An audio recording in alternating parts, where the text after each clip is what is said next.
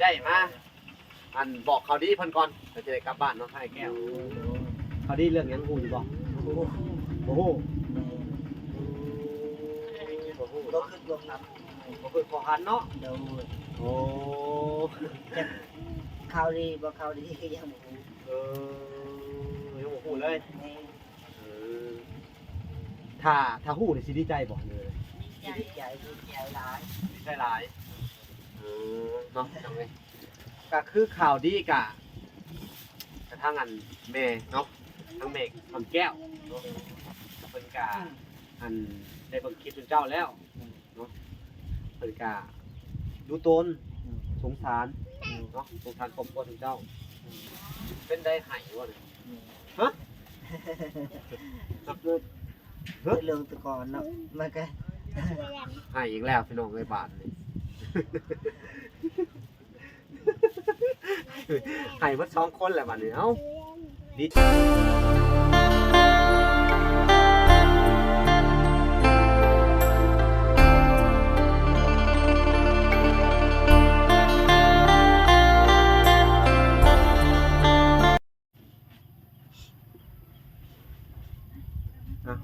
สบายดี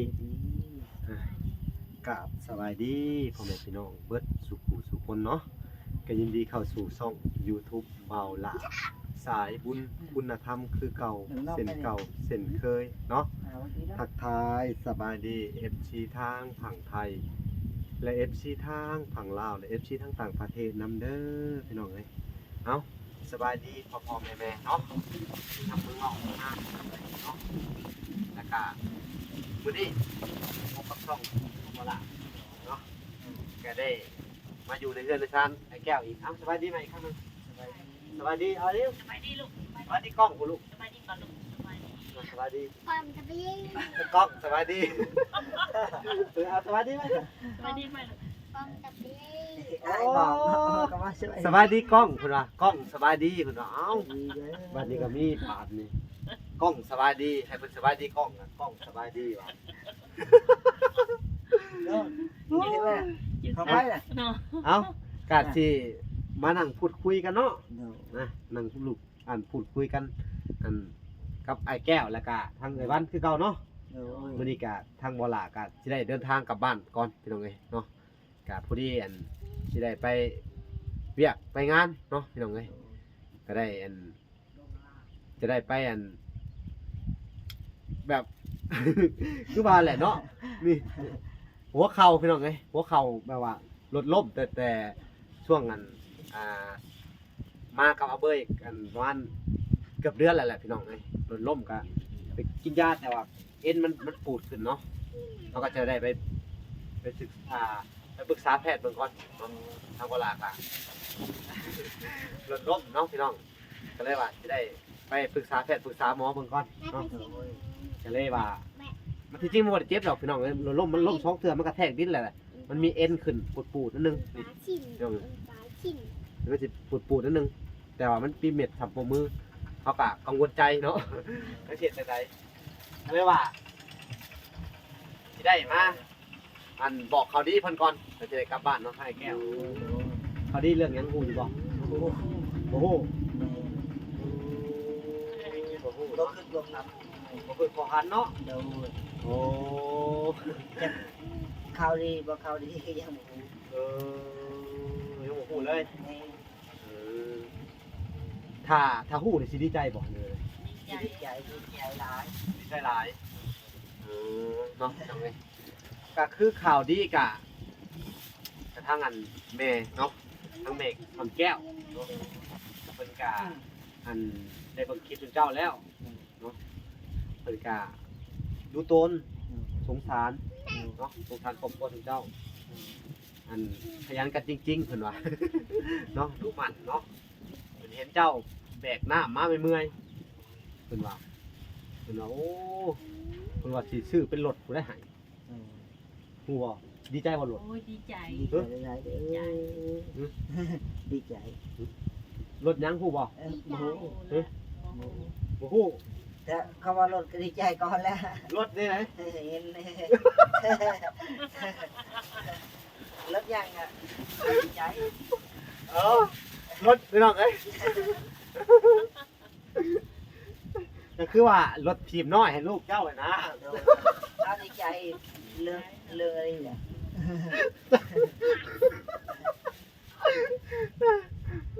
รถทีมน้อยหาดิวเพิ่นว่าโอ้เพิ่นสงสารหาดิวเนาะ โอ้ย ตอนก็บ่เคยได้เนาะ แต่คือว่าเป็นรถจักรรถไถผมบอก บ่บ่ได้ โอ้ย อันนั้นเนาะคนไทย รถยังก็เอา เออ รถเป็นรถ การรถเนาะพี่น้องรถทีมน้อยให้ทางอันหาดิวดีใจว่าสิได้รถทีมแหละ ดีใจว่าลูก มาขอบคุณแม่แก้วเพิ่นเบิ่งดู ขอบคุณแม่ดูขอบคุณแม่ดูขอบคุณเด้อแม่ แม่ขอบคุณเด้อ โด ซื้อรถมาให้ดิว เอานบ นบลูกนบเขาซื้อรถทีมให้ นี่ คือยุดทิพย์ให้ดูน้อยๆนะ มาพี่มานั่งพี่มานั่งพี่ มานางพี่จะได้รถทีมน้อยๆโอ้ เดี๋ยวได้รถทีมน้อยๆนะนี่มานั่งมาบอกแม่แก้วเร็ว บอกกับแม่แก้ ๆ ว บอกแม่แก้วเด้อขอบใจแม่แก้วเด้อ ขอบใจเด้อขอบใจแม่แก้ว เอานก ลู เล ก ย ไม่แด้ว ขอบใจเด้อ ไม่แด้ว โดย ถูกใจเด้อ ไปซื้อรถทีมมาให้ดิว ชื่อยุดทิพย์ให้ดูตัวน้อย เอาพี่น้องเอ้ยทางไอ้แก้วก็สิได้คือกันพี่น้องเอ้ยสิได้บ่ ยาย เจ้าก็สิได้กันสิได้เป็นนั่นล้อยู่ล้อยู่พื้นนี่หยังอะเด้ช่องล้อแล้วก็มายู่ล้อเล็กเด้อ โดย แต่ว่าอันก่อนอื่นเพิ่นก็ต้องขอบคุณเด้อแม่แก้วเอ้ยเนาะที่ว่าสงสารและเอ็นดูทั้งครอบครัวไอ้แก้วเนาะทางบ่ล่ะก็ดีใจพี่น้องเอ้ยดีใจนํเพิ่น โด ดี ย ใจจุดเจ้าเด้อ โดย ที่ว่าเพิ่นใหญ่นำสงสารเอ็นดูเนาะเอ็นดูต้นจุดเจ้าเนาะ โดย โอ้ยเฮาก็ดีใจเนาะผู้หนึงที่ว่ามาช่วยเหลือแล้วก็ต้องขอบคุณเนาะทางแม่แก้วที่ไว้ใจให้ทางอันเบาหลาเนาะอันมาเป็นสะพานบุญในครั้งนี้เบาหลาก็รู้สึกปลาบปลื้มและดีใจหลายแม่เอ้ยเนาะเบาหลาขอบคุณเด้อสำหรับทุกสิ่งทุกอย่างเนาะทุกสิ่งทุกอย่างเบาหลาก็สิเฮ็ดด้วยใจเนาะขอบคุณเนาะที่ช่วยให้แก้วในวันนี้ก็ทำช่วยเบาหลาคือกันพี่น้องเอ้ยเนาะผู้ใหญ่อันทางเบาหลาแล้วก็ผู้ใหญ่ทุกท่านเนาะก็เบาหลาก็ดีใจแฮงเนาะที่ว่าเพิ่นคิดดูสงสารไทยแก้วนี่แหละ เนาะ รถยู่พี่น้องเอ้ยคือว่ารถล้อเฮาตะกี้ล้อโบราณนั่นแหละพี่น้องเนาะ ดีใจแฮง กราบ ตื่นเต้น แม่น เพราะ ว่า ว่าตื่นเต้นบ่ตื่นเต้น อืม เฮาแต่ก่อน ใส่พื้น บ่เคยได้เนาะ แม่นจะต้อง แม่น ล้อนี่เพิ่นให้มาแบบว่าบักเทื่อเฮาไปเอาน้ำกินสิเนาะ แม่ เฮาก็ยู่ล้อไปเอาตกไปยู่ลูกไปเอาอีกบัดนี้นะแล้วก็ได้บ้านนี่โดยแล้วก็ไปเอาพื้นเฮาก็สิบ่ได้แบกแม่นว่าเฮาก็ยู่ล้อเอาบำรุงรักษาเอาดีๆเด้อ โดย ล้อนี่ถ้าเกิดว่าเฮาเอามานี่เฮาใช้ได้เป็น10ปีพุ่นเลย โดย ถ้าเขาเห็นดีๆอยู่มาแล้วเขาจอดในห้องแม่นพลางเพื่อนอะไรอย่างเงี้ยลงเนาะ อันนี้มันก็คือเป็นเครื่องทุนแรงเขาบริแบกบริหามรอบเป็นคนแบก เจ้าแค่ออกแห้งอยู่ซื้อเนาะ ดีบอกเลยดีเนาะ ทีดกะว่าโอ้ รถไทยโอ้รถยังวะคือสิบอกรถยังวะจะเป็นรถยัง บ่คิดแบบเลย ยัง เนี่ย ว่าคนไทยยังจะเอาก็เลยว่าดอก อ่ะเนาะพี่น้องเอ้ยเรื่องแรกก็ว่าสิพาไปเบิ่งนั่นแหละเรียกว่าสิพาไปเบิ่งรถใหญ่เลยเนาะน้องมันน่ะบ่แม่น เนาะ เอ้าก็เป็นข่าวดีพี่น้องเอ้ยเนาะก็ดีใจทางไอ้แก้วเนาะก็คนอื่นเบิดเนาะบ่ล่ะก็ได้เดินทางคือเว้ากันแหละพี่น้องเอ้ยก็คือทุกสิ่งทุกอย่างเนาะอันที่มาซอยเหลือเจ้านี่ก็แล้วก็มีผู้ใหญ่มาซอยแล้วก็มีหลายๆคนให้ความสนใจแล้วก็คิดอีดูสงสารเนาะ โอ้ยบลากะคือหนึ่งในนั้นเนาะที่ได้ช่วยเหลือเพิ่นแล้วก็ที่ได้สงสารครอบครัวนี่เนาะก็บ่แม่นว่าเว้าเรื่องเก่าหรอกเนาะกันมื้อนั้นเนาะพี่น้องเนาะบลาคิดเห็นสภาพแล้ว แม่ ถ้าบลาบ่ได้ไปเจอบอกหรือว่าบ่ได้ไปพบเจ้านี่ก็อาจสิยังคุยเงินอยู่เนาะมุ้ยสำลีเนาะอาจสิแบบว่าฝนตกจะได้กันขนาดนั้นแล้วเนาะ เป็นได้ไห้วะเนี่ยฮะ เรื่องแตะก่อนเนาะมันก็ ไห้อีกแล้วพี่น้องในบ้านนี่ ให้เบิดสองคนแหละบัดนี้เอ้าดีใจเอาดีใจดีมุกดีใจเนาะ โดย ปลื้มใจอยู่บ่ โดย ปลื้มใจเนาะก็จะมีข่าวดีหลายๆข่าวพี่น้องเอ้ยเนาะแล้วก็ขอบคุณผู้ใหญ่ทุกๆคนเนาะก็คือว่าแม่บ่ละเบิดทุกคนเนาะผู้ใหญ่บ่ละทุกท่านเนาะ โดย ให้เบิดซองเลยพี่น้องเอ้ย อ่ะดีใจบ่ต้องให้ดอกสู้ๆให้เบิดสองคนเลยเนาะเฮาบ่เคยมีคือว่าเลยเนาะ แม่น โอ้ยอย่าให้กันเด้อเฮาดีใจนะทุกเจ้าเด้อเฮากับอันเป็นคนอารมณ์ดีนำแน่เนาะ โดย มิดบ่ต้องให้ดอกโอ้ยพี่น้องเอ้ยเนาะเวลากันคิดอยากให้นำผู้แหละเนาะก็ดีใจเนาะดีใจเรื่องนี้เนาะแบบเฮาบ่เคยได้เนาะแต่ว่าแม่ๆเพิ่นยื่นมือเข้ามาช่วย โดย เนาะ คือว่า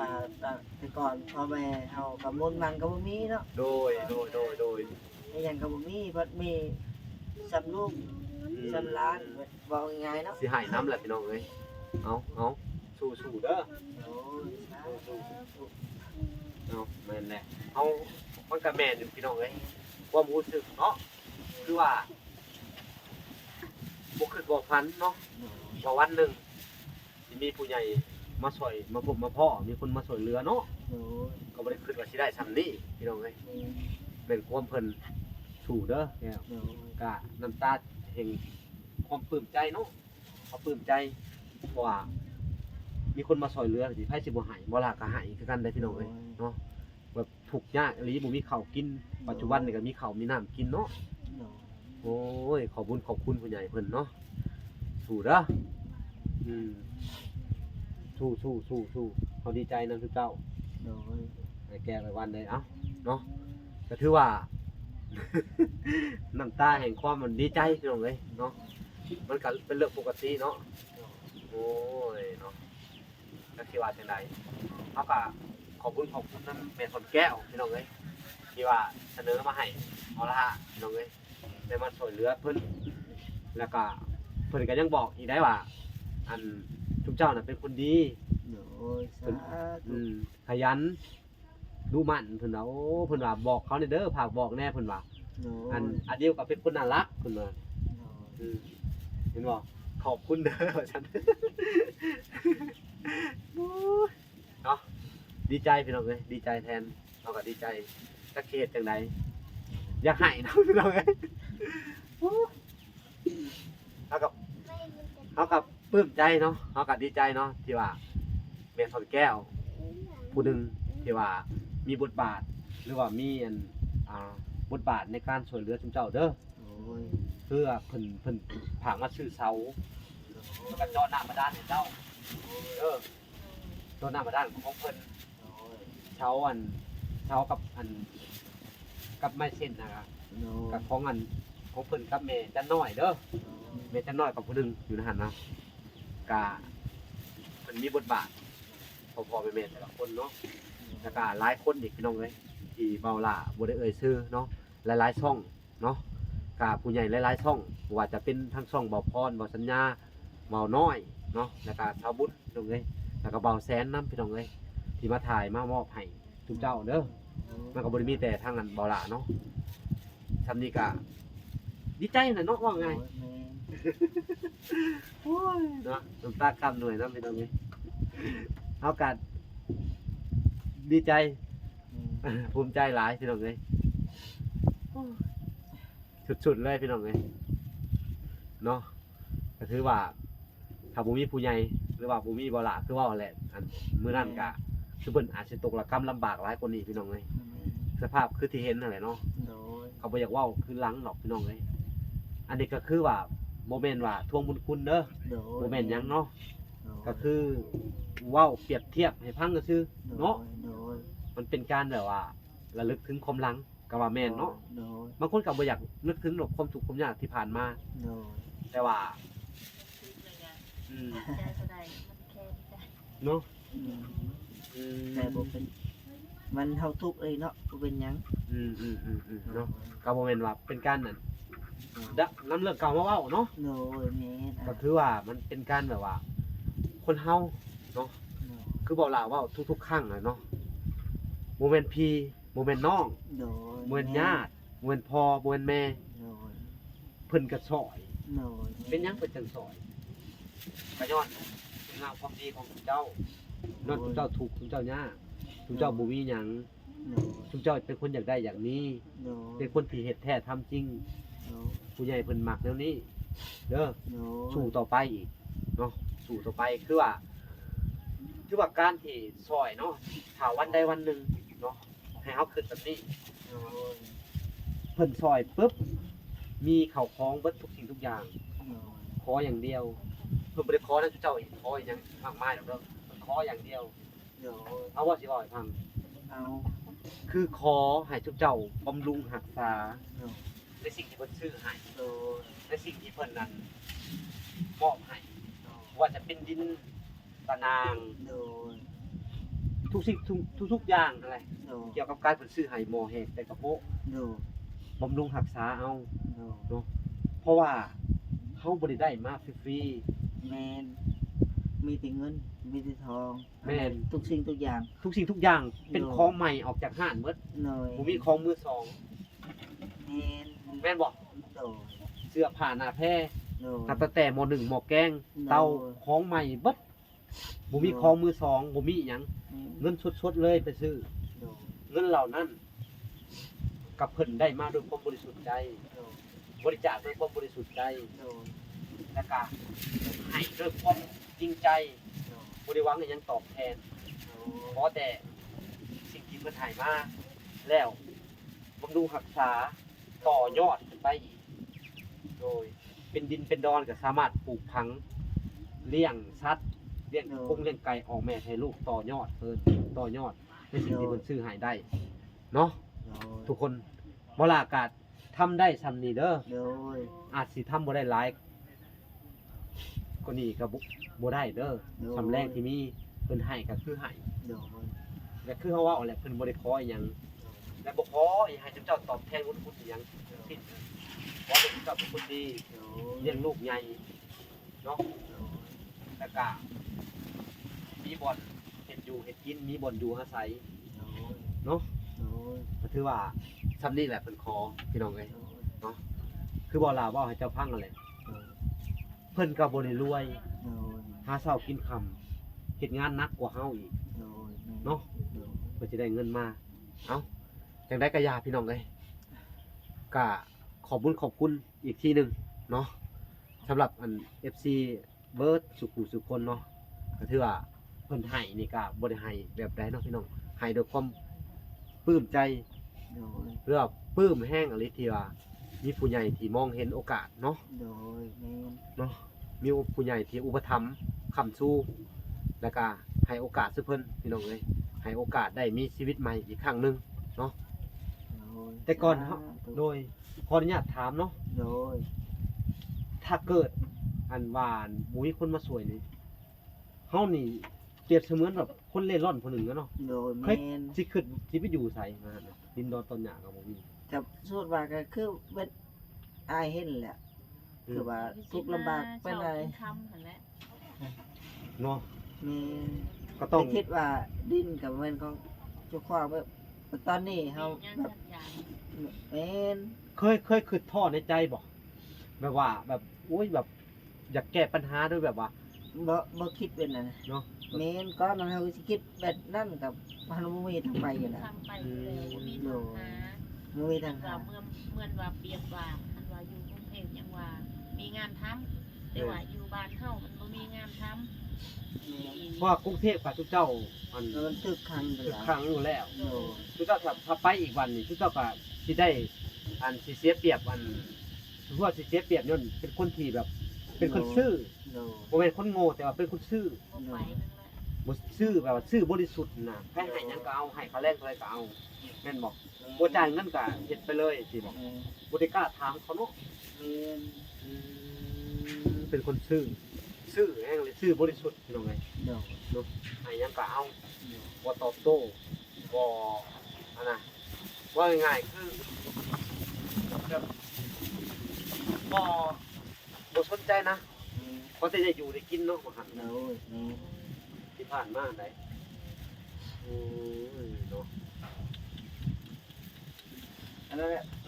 คนอื่นถามว่าอ้าวลูกบ่แม่นคนลาวว่ะคือเว้าคนไทยว่ะเหมือนมันเกิดอยู่พุ่นเนาะพ่อแม่แม่นอยู่ลาวเนาะ อืม ทำไมลูกมันเกิดที่ฝุ่นเฮาก็เลยเว้าตามเขาเลยนะ โดย นั่นแหละ อ่ะพี่น้องเอ้ย ชาวบ้านนี่แหละ เข้าใจ แม่นบ่ สู้ต่อไปเนาะก็คือบ่ลาเว้าแหละจังได๋ก็อย่า โดย อันนี้ก็คืออันผู้ใหญ่ทุกๆคนที่ว่าช่วยเหลือเจ้ามาในมื้อนี้เนาะ โดย ผลักดันทุกเจ้า โดย ให้มีชีวิตใหม่ขึ้นมา โดย และก็ให้มีอยู่มีกินบ่ต้องไปติดหนี้ติดสินไผ ไอ้ยังเพิ่นมาให้ผมก็รักษาทุกสิ่งทุกอย่าง โดย เขาบ่เคยมีแต่ก่อน อืม คือตั้งปู่ย่าพ่อแม่เนาะเขาบ่เคยมีเขาก็คือมีหยังเพิ่นให้เพิ่นใจดีคงมีรักษาไว้ตลอดชีวิตพุ่นแหละ อืมโดยเอ้า เออ สู้ต่อไป โด เนาะ ย ก็เป็นข่าวดีเนาะข่าวดีจนหายพี่น้องเอ้ยปลื้มใจเนาะ โดย แม่นแหละพี่น้องเอ้ยเนาะก็อันก่อนอื่นเบิดก็สิได้อันก่อนสิจบคลิปนี้พี่น้องเอ้ยเนาะก็บ่มีหยังหลายก็จะให้ทางอันบอกแก้วในทางอันเอ้ยวันเพิ่นเนาะขอบคุณพ่อแม่เรือผู้ใหญ่ใจดีทุกท่านที่ช่วยเหลือมาในเบื้องต้นเนาะที่ช่วยเหลือมาที่ผ่านมาเนาะขอบคุณเพิ่นเอาพี่น้องเอ้ย ขอบคุณเด้อแม่ๆพ่อๆ โด ที่ ย ช่วยเหลือครอบ โด ค ย รัวไอ้แก้วมีตาช่วยเหลือทุกๆคน โดย ทั้งเบาลาและก็ โดย ทั้งเบาสัญญา โดย เบาพรเบาน้อยทุก โดย FC แล้วก็สาวบุญ และก็สาวบุญ เด้อ บ่อแสน ขอบคุณ บ่แซนเด้อ FC ผู้ใหญ่ทุกคนเนาะ แม่น โดย ให้อยู่ดีมีแห้งเด้อให้สุขภาพแข็งแรง สาธุ ความเจ็บจะให้ได้ความไข้อย่าให้มีเด้อแม่เด้อ สาธุเอ้าพี่น้องเอ้ยคลิปนี้กะบ่มีหยังหลายพี่น้องเอ้ยถ่ายคลิปนี้บ่ล่ะก็สิได้ขอตัวลำลาไปก่อนเนาะพอกันใหม่อีกคลิปหน้าเนาะบ่ต้องให้ดอกเนาะดีใจสู้ไว้เฮาก็ผู้หนึงแหละที่ดีใจเนาะผู้ที่ได้ช่วยเหลือเจ้าผู้หนึงนั่นแหละสิดีใจแฮงเด้เนาะก็มีแต่ว่าสู้ต่อไปเนาะ โดย รอบหน้าก็สิมาแจ้งข่าวดีให้ฟังอีกเนาะ โดย เป็นเรื่องเกี่ยวกับของไม้พี่น้องเลยเวลาก็จะได้ซื้อไม้เพิ่มให้เพิ่นอีกเนาะ โดย ก็ยังงั้นขาดเหลือหลายอย่างอยู่พี่น้องเลยเรื่องของเพื่อนพี่น้องเลย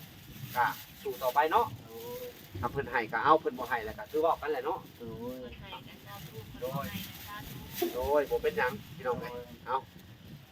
คลิปนี้ก็บ่มีหยังหลายพี่น้องเลยเนาะทางเวลาก็สิได้ขอตัวลำลาพาจากก่อนเนาะเอาโอเคขอกล่าวคำว่าสบายดีเด้อโอเคบ๊ายบาย